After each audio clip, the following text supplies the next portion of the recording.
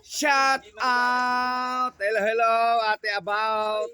Kamusta? Ano yung ginagawa mo, ate? Ating i-vlog yung ating ginagawa. Ano ba yan? Anong tawag yan? Takway, pwede ito sa ginataan, kinalamansian at adobo. Ang tanong ate, ano ba yung takway? Ano bang... Talbos ng gabi.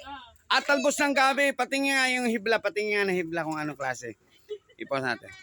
Ito raw is takway. Ibig sabihin, pag yan, gabi na yan. ito yung parang pinaka-talbos o yung umuusbong sa ugat ng gabi.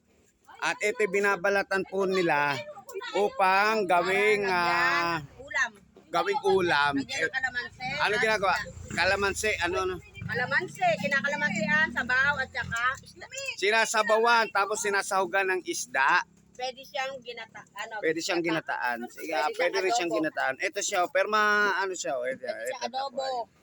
Siya ang talbos. Pwede siyang adobo raw, ganyan. Siya ang talbos ng Talbos siya ng gabi. Talbos siya ng gabing Eto, pag bumuka to, gabi na yan. Ayun. Kapi. Ayun. O, shoutout ka muna, tapos isang kaway. Napakalupit naman yun. Kapi. Ayan. Bakit kakaway pa? Ayan, paano paano makikita ang bungay? Ayan, yung pagpapagbalat. Ayan. Shoutout sa atin dyan. Ito po pala ang tinatawag na takway. Ayan ang takway. Pwedeng lang Takway yan. po. Ay, naku. Ito po pala ang takway. Ibig sabihin is, ito yung talbos ng gabi. Ibig sabihin niya sa ugat. Ito yung umuusbong para siya. Pagka siya ay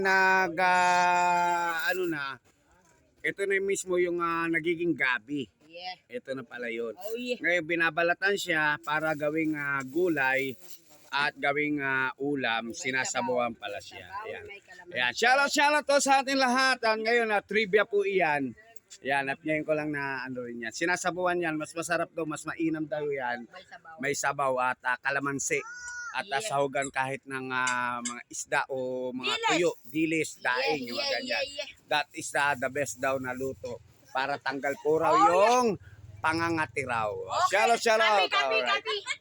Alright, ito na po natin tatapusin ang ating video. Maraming salamat. Bye-bye.